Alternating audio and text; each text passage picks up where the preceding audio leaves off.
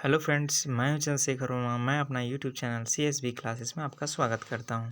Friends, आज हम लोग बात करने वाले हैं कुछ सामान्य विज्ञान के महत्वपूर्ण क्वेश्चन जो एग्जाम व्यू से काफ़ी महत्वपूर्ण हैं। जैसे कि एग्ज़ाम के लिए जैसे NTPC, SSC, DRDO, MTS, railway, group D, ATC। Friends, चलिए हम लोग क्वेश्चन की ओर बढ़ते हैं। पहला क्वेश्चन हम लोग का, विक्रम साराभाई स्पेस सेंटर कहाँ पे स्थित है? तो विक्रम साराभाई स्पेस सेंटर कहाँ पे है? तो आपका तिरुवनंतपुरम में है। तिरुवनंतपुरम जो केरल की राजधानी है, नेक्स्ट क्वेश्चन हम लोग चलते हैं। कवकों का अध्ययन क्या कहलाता है? कवकों का अध्ययन क्या कहलाता है? माइकोलॉजी कहलाता है। क्या कहलाता है? माइकोलॉजी कहलाता है। माइकोलॉजी कवकों का अध्ययन कहलाता है। साथ ही साथ में हम लोग जानते हैं एंटोमोलॉजी। एंटोमोलॉजी कीट पतंगों का अध्ययन का हम लोग क्या कहते हैं? एंटोमोलॉजी कहते हैं, ठीक ना। उसके बाद जानते हैं नेफ्रोलॉजी क्या होता है? तो नेफ्रोलॉजी में गुर्दे का अध्ययन करते हैं, तो उसी को हम लोग क्या बोलते हैं? नेफ्रोलॉजी बोलते हैं। जेनेटिक्स क्या होता है?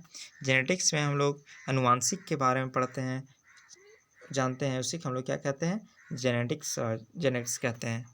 नेक्स्ट क्वेश्चन में चलते हैं। सिक्कों का अध्ययन क्या कहलाता है? सिक्कों का अध्ययन क्या कहलाता है? तो सिक्कों का अध्ययन क्या कहलाता है? न्यूमेस्टिकोलॉजी। क्या कहलाता है? न्यूमेस्टिकोलॉजी। एकॉटिक्स क्या होता है? ये ध्वनि के बारे में है, ठीक ना। एस्ट्रोनॉमी क्या होता है? ये आकाशीय पिंड के बारे में है। सेलुलर और मॉलिक्यूलर जीव विज्ञान केंद्र कहाँ पे है? तो कहाँ पे है फ्रेंड्स? ये हैदराबाद में है। हैदराबाद जो कर्नाटक की राजधानी है। नेक्स्ट क्वेश्चन हम चलते हैं। सेंटर फॉर DNA फिंगरप्रिंट एवं डायग्नोस्टिक अवस्थित है। कहाँ पे अवस्थित है? तो ये हैदराबाद में। ये भी कहाँ पे है? हैदराबाद में ही है। नेक्स्ट क्वेश्चन हम लोग जानते हैं। आधुनिक वर्गीकरण का पिता किसे कहा जाता है? आधुनिक वर्गीकरण का पिता किसे कहा जाता है? तो लिनियस को कहा जाता है। अगर पूछा जाता तो जीव विज्ञान का पिता किसे कहा जाता? तो अरस्तु को, ठीक है। और परिवर्तन का सिद्धांत ये दिए हैं, ये डार्विन महोदय, ठीक ना। इकोसिस्टम जिसको बोलते हैं इंग्लिश में, ठीक ना। नेक्स्ट चलते हैं हम लोग। कोशिका का अध्ययन। कोशिका का अध्ययन क्या कहलाता है? कोशिका का अध्ययन साइटोलॉजी कहलाता है। क्या कहलाता है? साइटोलॉजी कहलाता है। पोमोलॉजी क्या है? तो पोमोलॉजी क्या है? फलों का अध्ययन के हम लोग क्या बोलते हैं? पोमोलॉजी बोलते हैं। एंटोमोलॉजी कीट पतंगों का अध्ययन के बोलते हैं एंटोमोलॉजी, ठीक है। नेक्स्ट हम लोग चलते हैं। कोशिका का सिद्धांत किसने प्रतिपादन किया था? तो कोशिका का सिद्धांत स्लाइडन और स्वान थे, दो वैज्ञानिक थे जिन्होंने क्या किया? कोशिका सिद्धांत को पारित किया था, ठीक ना। और ये है वाटसन क्रिक। ये क्या थे? डीएनए के डबल हेलिक्स मॉडल किसने दिया था? तो वाटसन और क्रिक ने ही दिए थे, ठीक है। नेक्स्ट चलते हैं हम लोग क्वेश्चन देखते हैं। सेवालू का अध्ययन क्या कहलाता है? तो सेवालू का अध्ययन क्या कहलाता है? फाइकोलॉजी कहलाता है। क्या कहलाता है? फाइकोलॉजी कहलाता है। सेवालू का अध्ययन क्या कहलाता है? फाइकोलॉजी कहलाता है। उसके बाद हम लोग जानते हैं क्रोमेटोलॉजी क्या होता है? क्रोमेटोलॉजी क्या होता है? तो क्या होता है? ये फूलों के रंगों का अध्ययन के बारे में बताता है। क्या बताता है? फूलों के रंगों के अध्ययन के बारे में इसमें हम लोग अध्ययन करते हैं। फिर नेक्स्ट जानते हैं नेफ्रोलॉजी क्या होता है? तो गुर्दे के बारे में अध्ययन करते हैं। फिर क्या एक होता है डर्मेटोलॉजी। डर्मेटोलॉजी क्या है?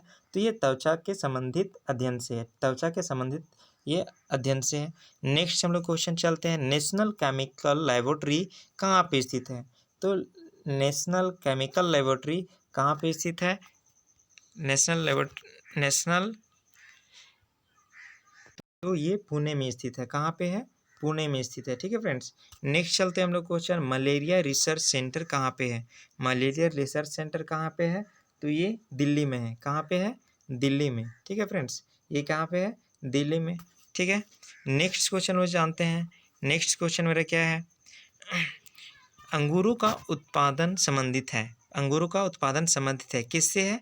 तो ये है आपका विटीकल्चर से। किससे है? विटीकल्चर से। इस विटीकल्चर से ये संबंधित है, ठीक है फ्रेंड्स। साथ में हम लोग जान लेते हैं विटीकल्चर क्या होता है? अंगूरों का उत्पादन से संबंधित है। ये क्या है? पीसी कल्चर जो है, ये पीसी कल्चर मत्स्य से है, ठीक ना। मत्स्य के उत्पादन से है। ये क्या है? AP culture. एपी कल्चर क्या होता है? तो मधुमक्खी के संबंधित के बारे में जानकारी प्राप्त करते हैं, उसको हम लोग बोलते हैं एपी कल्चर में ही करते हैं, ठीक ना। उसके बाद हम लोग जानते हैं इसका सेरिकल्चर। सेरिकल्चर क्या होता है?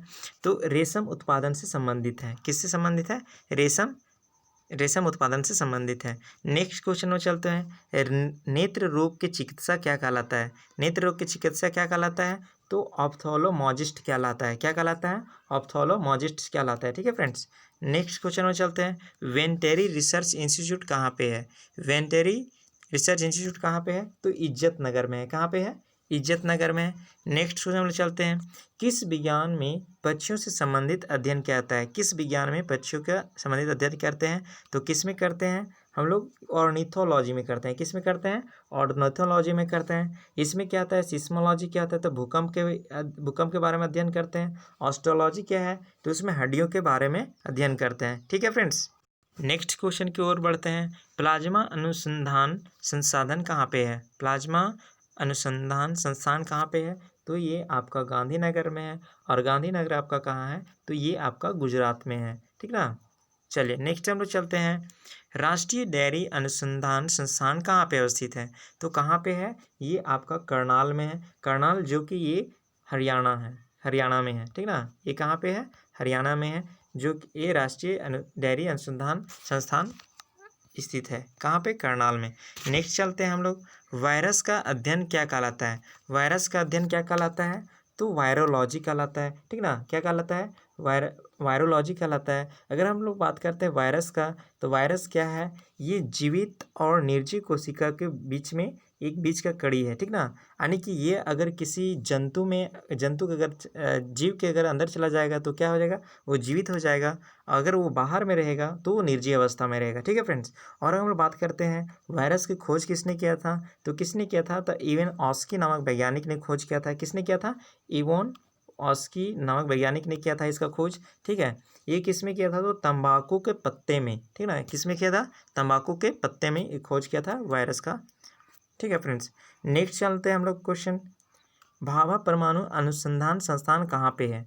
तो ये कहाँ पे है? ट्राम्बे में है। जो ट्राम्बे कहाँ पे है? ये आपका मुंबई में है। ये आपका कहाँ पे है? मुंबई में है। ठीक है। बात करते हैं नेक्स्ट क्वेश्चन का। Next question, national brain research centre कहाँ पे है? नेशनल ब्रेन रिसर्च सेंटर कहाँ है? तो ये गुड़गांव में है। कहाँ पे है? ये आपका गुड़गांव में है। ठीक है फ्रेंड्स। नेक्स्ट क्वेश्चन की बात करते हैं, भोजन में पाए जाने वाले पदार्थ को कितने भागों में बांटा जाता है? तो मुख्यतः कितने भागों में बांटा जाता है? 3 भागों में बांटा जाता है। 3 भागों में बांटा जाता है। सबसे पहले क्या आता है कि एक होता है ऊर्जा प्रदान करने वाला। क्या होता है? ऊर्जा प्रदान करने वाला, जो कौन सा होता है? तो कार्बोहाइड्रेट और वसा होता है। दूसरा कौन सा है? तो शरीर का वृद्धि करने वाला क्या होता है? तो प्रोटीन होता है। ठीक है।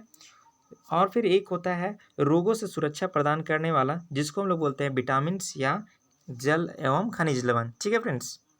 नेक्स्ट क्वेश्चन चलते हैं, 1 ग्राम ग्लूकोज अगर कोई व्यक्ति अगर सेवन करता है तो उसको कितने कैलोरी ऊर्जा प्राप्त होगा? तो कितने ऊर्जा कैलोरी प्राप्त होगा?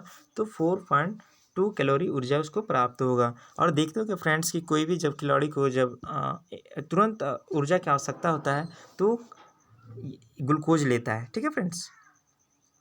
नेक्स्ट चलते हैं हम लोग, जंतुओं में भोजन किस रूप में संचयित रहता है? जंतुओं में भोजन किस रूप में संचयित रहता है?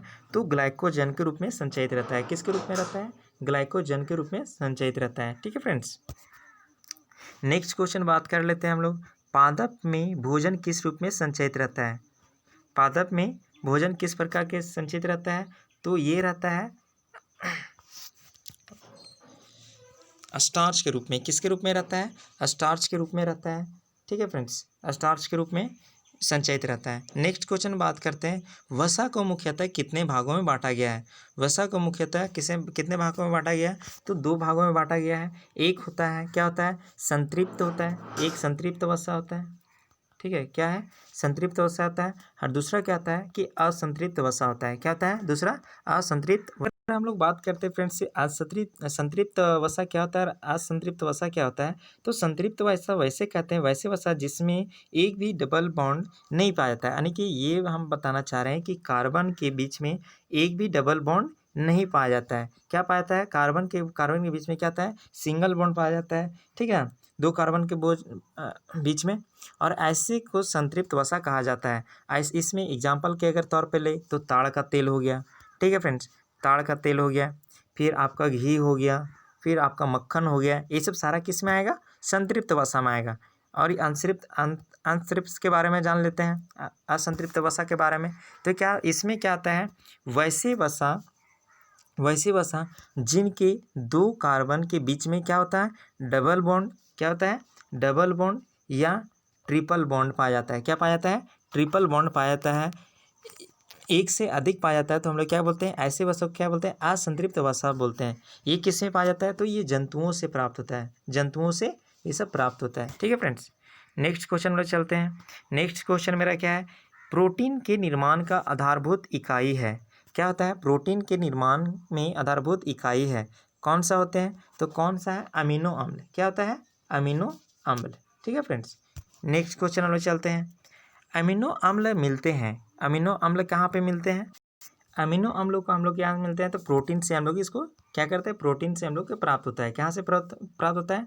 तो प्रोटीन से। हम लोग बात करते हैं कि जो होता है प्रोटीन जो होता है वो 20 प्रकार अमीनो अम्ल से बनता है। कितने प्रकार से बनाता है?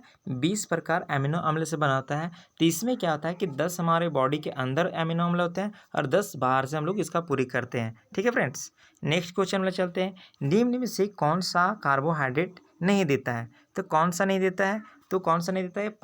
पालक। ठीक ना, पालक नहीं देता है। ठीक ना, बाकी बात सब देते हैं। मक्खन देता है, मछली देता है, चीज़ देता है। ठीक है फ्रेंड्स, अब कार्बोहाइड्रेट का बोलिएगा, कार्बोहाइड्रेट का क्या देता है? तो जैसे चावल हो गया, ठीक ना, तो चावल में कार्बोहाइड्रेट की मात्रा होती है।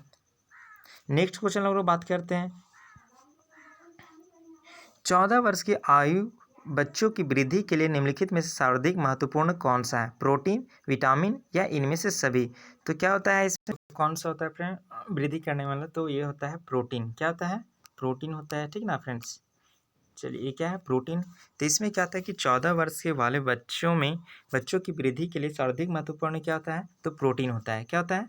प्रोटीन होता है। ठीक ना, प्रोटीन होता है। विटामिन सहायक वृद्धि पदार्थ होते हैं। वसा शरीर में अत्यधिक ऊर्जा प्रदान करता है और दूध को पूर्ण आहार कहा जाता है। दूध को पूर्ण आहार कहा जाता है। नेक्स्ट हम लोग चलते हैं क्वेश्चन। निम्नलिखित में से कौन सा प्रोटीन निम्नलिखित में से कौन सा प्रोटीन है? तो कौन सा प्रोटीन है? ये आपका सेलुलोज। क्या है? सेलुलोज प्रोटीन है। सॉरी फ्रेंड्स, निम्नलिखित में से प्रोटीन कौन सा होता है? तो उसमें ऊन में होता है। ठीक है फ्रेंड्स, ऊन में होता है। ठीक है, ऊन में होता है। ऊन केरेटिन नामक प्रोटीन का बना होता है। किसका बना होता है? ऊन। तो एक केरेटिन नामक प्रोटीन से बना होता है। यह प्रोटीन बालों और त्वचा में पाया जाता है। ये कहाँ पाया जाता है? केरेटिन कहाँ पाया जाता है? बालों और त्वचा में पाया जाता है। इसे स्क्लेरो प्रोटीन कहा जाता है। इसको क्या कहता है? स्क्लेरोफाइटिन कहा जाता है। इस प्रोटीन में सल्फर पाया जाता है। इस प्रोटीन में क्या आता है? पाया जाता है तो सल्फर पाया जाता है। ठीक है फ्रेंड्स, नेक्स्ट क्वेश्चन पर चलते हैं। निम्नलिखित में से कौन सा प्रोटीन सबसे समृद्ध भोजन माना जाता है? यानी सबसे प्रोटीन के लिए सबसे समृद्ध माना जाता है। तो क्या पाया जाता है? सोयाबीन। क्या? सोयाबीन सबसे ज़्यादा प्रोटीन इसी में मिलता है। ठीक ना, और सबसे ज़्यादा सोयाबीन का उत्पादन कौन करता है? तो एमपी करता है, मध्य प्रदेश। ठीक ना, क्या कौन करता है? मध्य प्रदेश। नेक्स्ट क्वेश्चन चलते हैं। विटामिन नहीं सहायता करता है। विटामिन नहीं सहायता करता है तो नहीं सहायता करता है क्या किस में नहीं करता है? तो ऊतकों के एंजाइम के निर्माण में, उपापचय के अवयव के रूप में, रोगों के रक्षा करने में या पाचन क्रिया में। तो किस में नहीं करता है फ्रेंड्स? किस में नहीं? वो ऊतकों के एंजाइम के निर्माण में नहीं करता है। वो किस में नहीं करता है? ऊतकों में एंजाइम के निर्माण में नहीं करता है। कौन? ये विटामिन। ठीक है फ्रेंड्स, नेक्स्ट क्वेश्चन में चलते हैं। मानव अंग में विटामिन नहीं करता है। क्या नहीं करता है?